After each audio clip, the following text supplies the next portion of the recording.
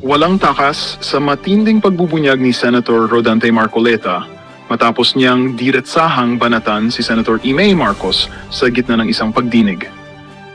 Ayon kay Marcoleta, panahon na upang ilantad sa publiko ang mga katiwalian na umano'y matagal nang ikinukubli ng pamilya Marcos. Sa kanyang privilege speech, binanggit ni Marcoleta ang ilang transaksyon at proyekto na umano'y may anomalya at direktang konektado sa kapatid ni Imee, si Pangulong Ferdinand Bongbong Marcos Jr. Iginit niya na ang mga ebidensyang hawak niya ay malinaw na magpapatunay ng maling paggamit ng pondo ng bayan. Hindi naman nagpahuli si Imee at agad na bumuwelta, sinabing paninira lamang ang layunin ni Marcoleta at walang basehan ang kanyang mga paratang. Habang tumitindi ang palitan ng akusasyon, nanawagan ng ilang senador at mamamayan para sa isang masusing investigasyon upang malaman ang buong katotohanan.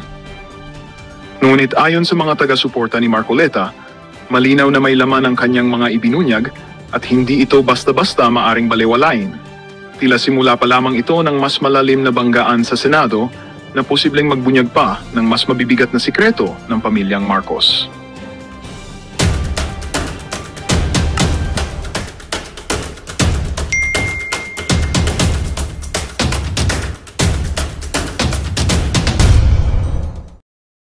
May face impeachment over Sara ruling. Anong i-impeach nyo yung lahat ng ano na yon? Yung lahat ng maestrado na yan ang problema eh. Kabiteran ho yan mga kababayan. Move on na ho kayo. Meron naman ho kayo sa February next year. Ilang buwan na lang naman. August na tayo ngayon. September, October, November, December, January. February, 6 na buwan. Kung talagang mabigat ang mga ebidensya dyan, okay. Malay nyo, yung nakahain na asunto dito kay VP Sara dyan sa ombudsman, magamit pa yan sa impeachment laban sa kanya. Alam ko na, hindi basta-basta makakapagbukas ng bank account sa ombudsman. Di ba? Hindi basta-basta makakapagbukas, hindi kagaya sa impeachment court, pwedeng ipabukas yung mga bank account si VP Sara. Yun lang naman ang pakay nila. Yun lang ho ang endgame nila. Hindi na makatakbo sa 2028 itong si Vice President Sara Duterte. Para sa atin, na yan? Grounds na yan para sa disbarment. Yang hindi paggalang ng isang abogado sa desisyon ng ating mahuhusay at matatalinong maestrado dyan sa Korte Suprema. Ito pa mga kababayan, viral din ito mga kababayan sa social media ngayon. Itong lumabas na survey na kung saan ito masyadong kumbaga kung alam mo na galawan sa politika, ganito ho kasi yan. 'Di ba? Biglang SONA, palakpakan sila. Ang daming bago SONA, talagang binibuild up nila itong si Marcos Jr. Kung kaso nahirapan sila dahil nga medyo lubog, pero kung maaari talagang i-build up ho nila yung mga gawa-gawang accomplishment niya, kasi marami hong imaginary ang mama na yan. Merong imaginary supporter, merong imaginary accomplishment, marami ho siyang imaginary, no? Ngayon, pagkatapos nagpalakpakan sa kanya, 'di ba, sa SONA, maiya naman kayo, palakpakan yung mga unggoy na nakikinig sa kanya. Palakpakan. Pagkatapos ng SONA, nag-survey ang Okta. Ganun ang katindihan, mga kababayan. Pagkatapos ng SONA, biglang labas ng survey ng Okta na kung saan ito daw si Marcos Jr. from 62% naging 64% na siya. Di palakpakan ho natin. Tapos itong si Chis Escudero na ika nga, na siya ngayon stray bullet na. Ika nga, wala ng direksyon. Hindi na siya hawak sa leeg nitong si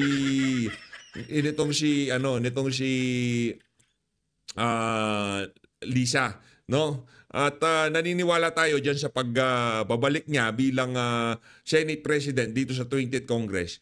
Wala nang galaw ang Malacanang diyan sa niya na yan, pananatili niya bilang Senate President. Kasi kung titingnan niyo lang ho mga kababayan, yung naratibo ng House of Representatives, kaisa ho sila sa planong pagbaklas o pagpapalit o pagpapaupo dito kay Soto bilang Senate President dito sa 20th Congress.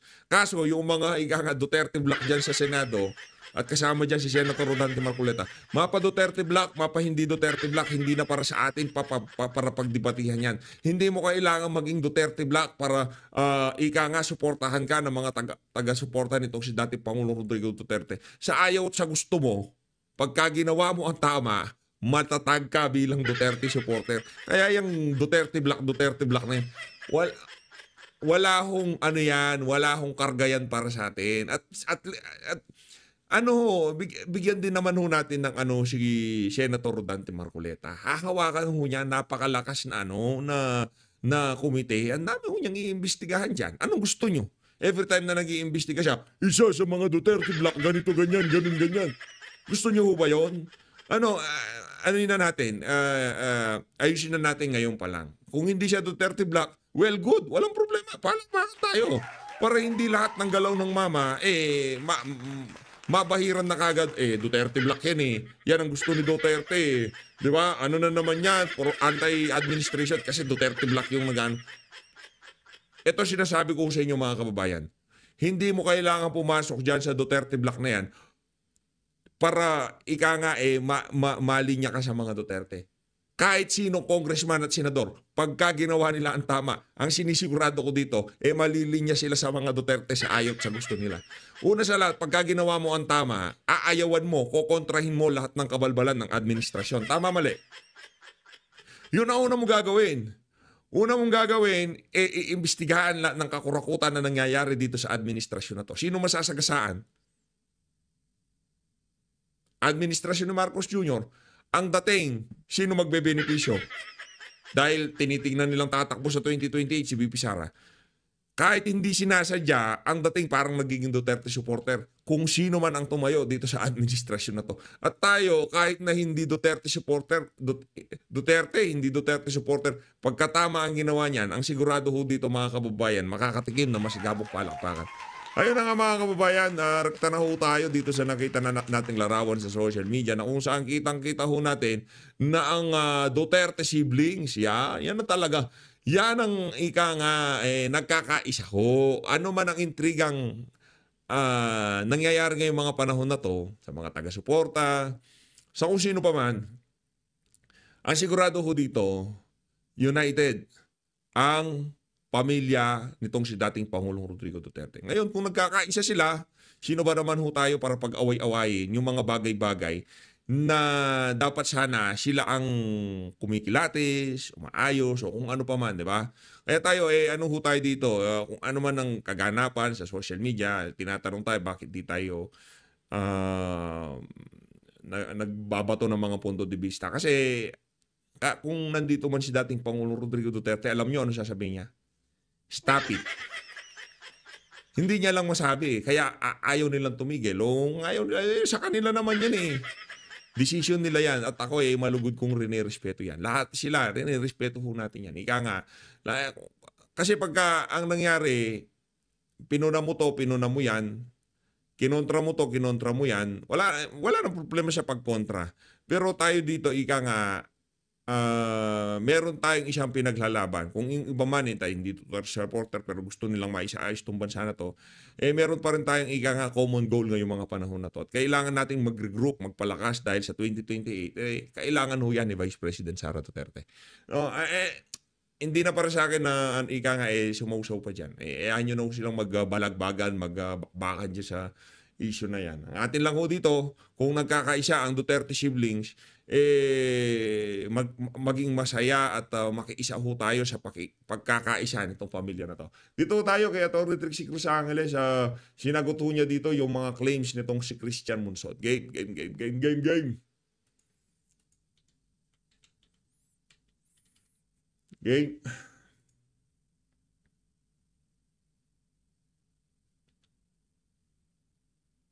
Si Trixie Cruz Angeles, ito ang Luminous.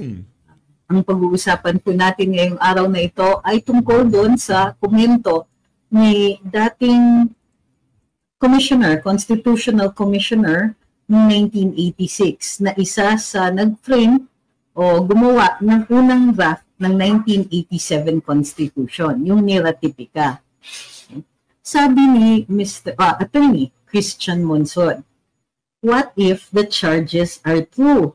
Sabi niya, I think the Supreme Court should rethink its decision because the whole purpose of impeachment is to protect the people from betrayals of public trust and graft and corruption and so on. What if the charges are true? Mabuti sana po kung hindi siya abogado at hindi niya alam yung tunay na kasagutan sa katanungan na ito. Ang kasagutan dyan ay nandun sa pagpoprotekta ng ating karapatan to due process. So, muli, ano ba ang due process?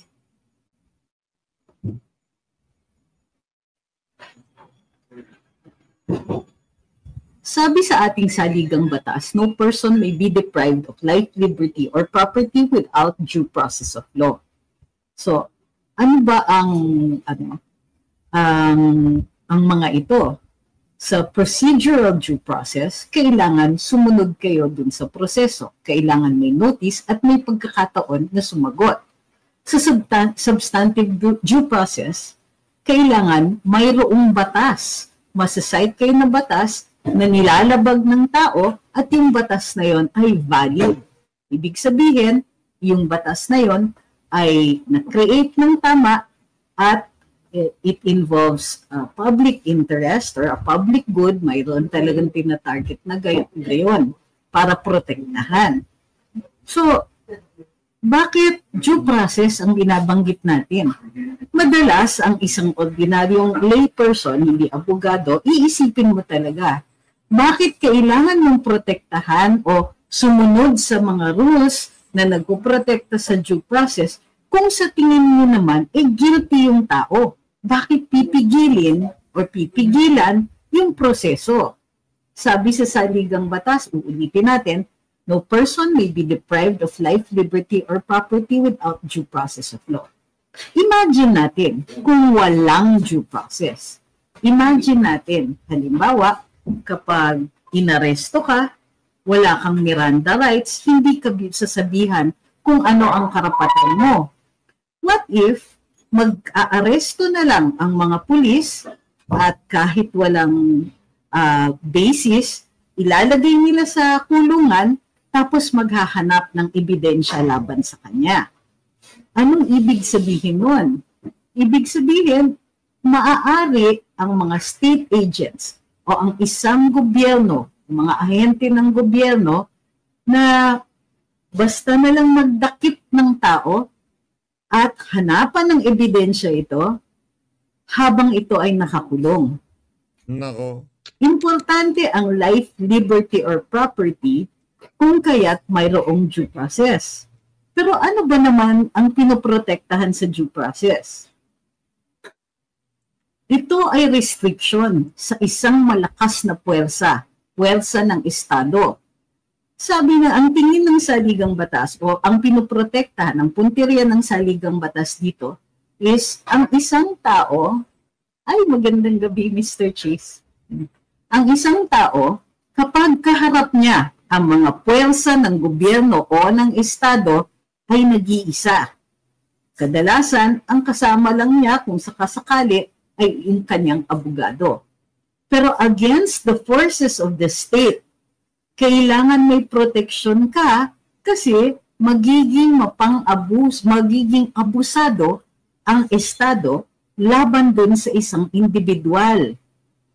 So yung Bill of Rights natin sa saligang batas ay nilalagay doon bilang breaks, pangpigil sa Estado na posibleng manggigil sa isang tao o isang grupo ng mga tao at magbaliwala na lang. Hindi na sila mag-aandar and they will not act with fairness. So basically, ang pinoprotektahan ng ating due process clause ay equal, ay maging protektado ang individual doon sa possibility na maging excessive ang Estado. Nakikita natin, halimbawa, in criminal cases, hindi ba kapag mayroon criminal case, let's say, sa search warrants. Ang search warrant, kailangan po didinggin ng isang judge yung request for a search warrant, kailangan may basihan, kailangan may pagkakataon yung judge to ask searching questions para masiguro na yung mga saksi o mga witness ay nagsasabi ng totoo at may basihan para mabawasan yung normal na right natin to privacy and yung right natin to our security of abode. Ibig sabihin, normally, hindi dapat pinapasok ng basta-basta ang bahay natin, ngunit ay na-allow natin yan in cases like search warrants when a judge issues the order.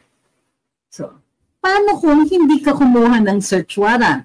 Ang nangyayari, yung ebidensya na nakuha na yan, ay hindi na magagamit laban sa akusado.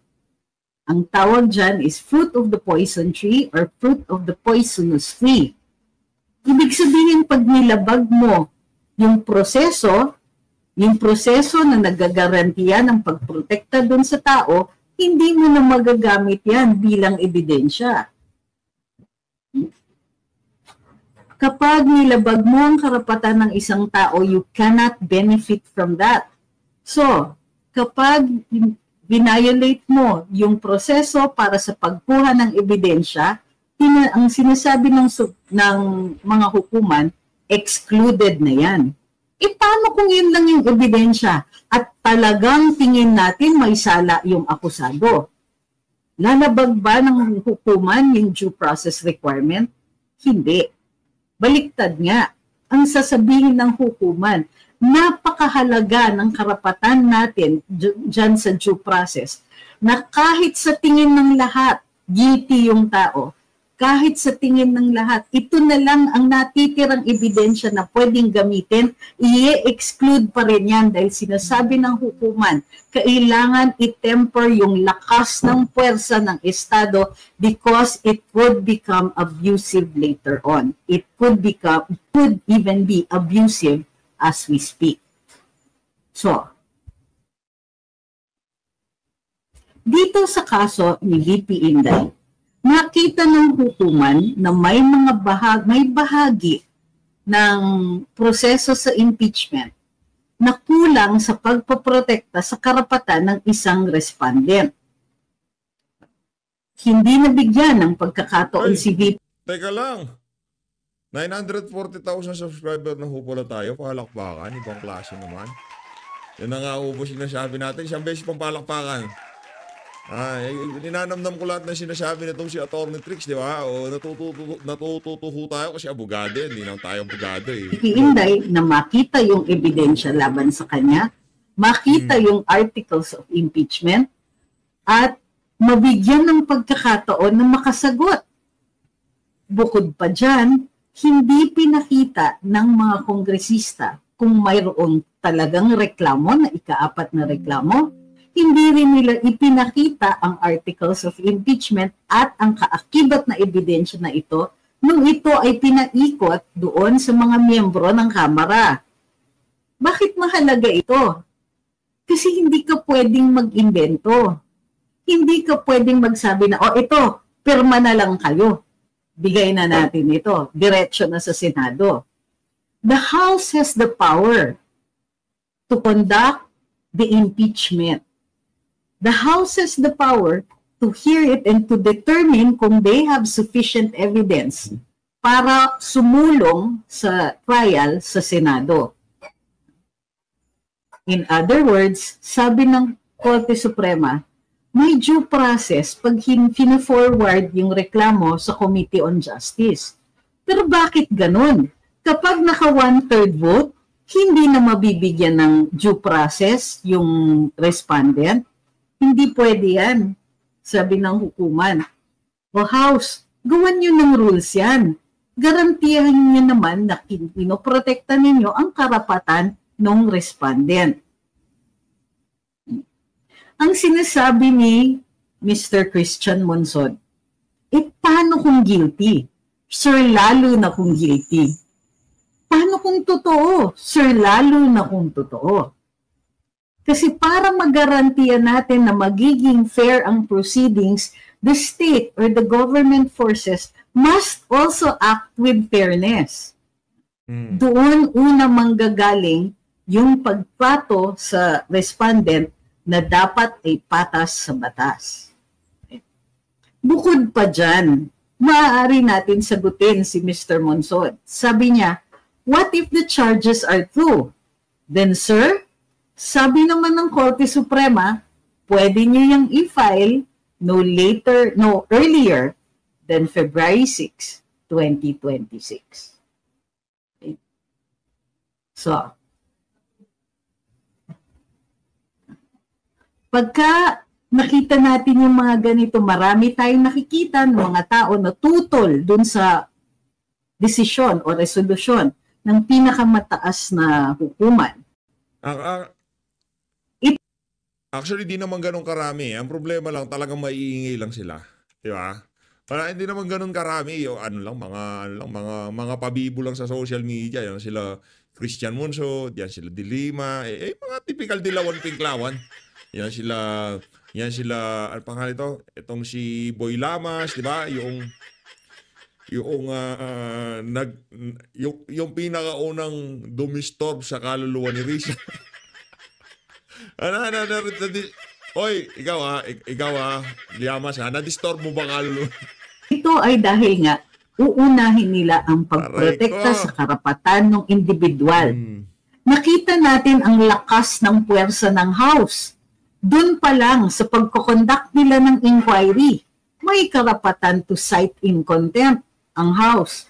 May karapatan silang magpa-detain. May power sila na maging immune sa mga sinasabi nila during the course of any inquiry. Diba? Mayroon silang, marami pa silang iba. May power of the purse pa. So nakikita natin that the Congress, the House, is very powerful. And you have an individual, the Vice President, na nakaharap dyan sa mga kongresista.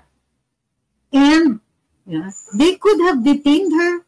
They could have, asked her question after question after question. They could have, wasted her time by asking her to be there every day, for what, 6 months and so on, para hindi siya makakaikot, para hindi niya magawa yung kanyang trabaho, para hindi siya makakonduct ng charitable work.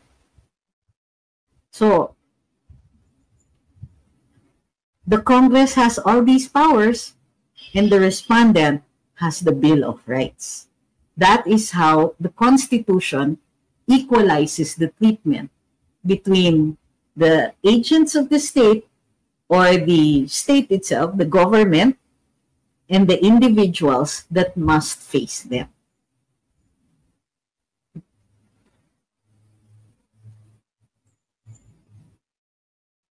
Natawa ako kasi mayroon pang nagpo-post dun sa wall ko na ginagamit ang mga salita ni dating Supreme Court Chief Justice Puno. Pero hindi ito in punto. In other words, sinasabi kasi ginagamit ng iba yung principle of operative fact. Ano yung operative fact? Ibig sabihin nun, nagawa na yung mali. Pero wala silang notice na mali yun. Kasi wala namang dating desisyon ang Korte Suprema dyan. Therefore, sasabihin ng hukuman, mali yan, but they will apply to future cases and not to this one. Yun ang sinasabi daw ng ilang mga dalubhasa. Pero yung sinasabi na ganun, hindi po kasi yan sumasagot doon sa paratang na ang House of Representatives ay lumabag sa karapatan ng ating vice-presidente. So, while they can argue operative fact, it still remains na nalabag ang karapatan ni Vice President Inday. And that will be of primary importance. Kaya nga po gumawa ng ganitong desisyon ang Korte Suprema para masiguro na masusunod ang due process. Yun. Mag-hi lang po ako. Hi, Sir Dean. Kakagising lang daw niya. So, nakakatuwa si Sir Dean kasi pag naghahanda siya for work, naka-on yung live natin. Konting ano na lang ho mga kababayan, konting push na lang, ika nga. 60,000 subscriber. Tingin ko bago mag-September. Sana bago mag-September, no? Napakagandang ano nun ng ika nga birthday gift sa atin, no? Birthday month ho natin yun, September. Sana makapag 1 million na tayo. Bago September sana. Kaya ba to 60,000? Parang wala po eh. Yung iba kasi tamad mag-subscribe eh. Pero kung masipag mag-subscribe ang lahat, tingin ko kaya. Pero yung iba kasi medyo tamad. Kaya sabi ni Ma'am Henriette, no pressure ha. Wala akong ano yan. Ika nga wala ho tayong yaang subscriber na yan darating. Kung di aabot di wala ho tayong magagawa. Kung aabot di maraming salamat. No pressure. So if it is illegal, they can make it right in the coming year. They can follow the process. They have to first create rules. Kailangan muna gumawa sila ng mga patakaran na maaaring makasagot ang respondent sa isang impeachment case. Diba? Doon, lalong-lalo na kung gagamitin nila yung 1/3 rule.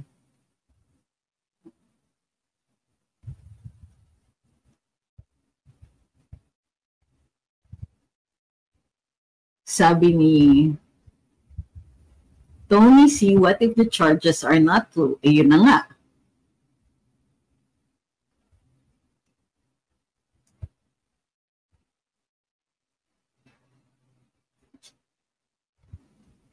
Can Attorney Claire be liable daw for contempt? Sabi ni Music Ground. It depends. What exactly do you want to hold her for?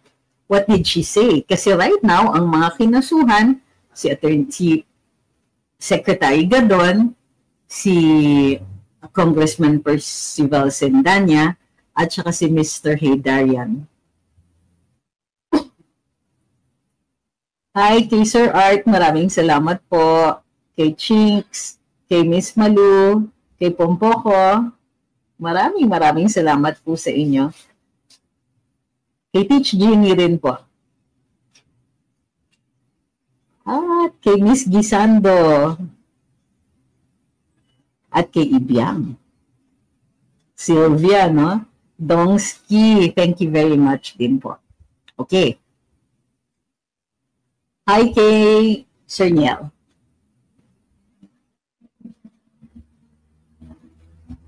Sabi ni Tony C, all of their statements will only be opinions. Totoo yan. May karapatan naman sila magsalita at magpahayag dahil yan naman po ay sinasandala natin na karapatan kapag nagla-live tayo. Di ba? May karapatan sila magsalita at magpahayag, but that doesn't mean that their opinion is going to negate the Supreme Court's decision. Lalong-lalo na kung hindi sila partido doon sa kaso. Magandang balita ang hatid namin sa inyo ngayong araw. Sa pagtatapos ng aming balitaan, nagbigay kami ng mga mahalagang impormasyon. Maraming salamat sa pagtutok at pagsuporta sa aming programa. Huwag kalimutang manatili sa mga susunod na araw para sa mga bagong balita at mga kwento na dapat nating abangan. Mula sa Boses ng Masa, magandang araw, Pilipinas!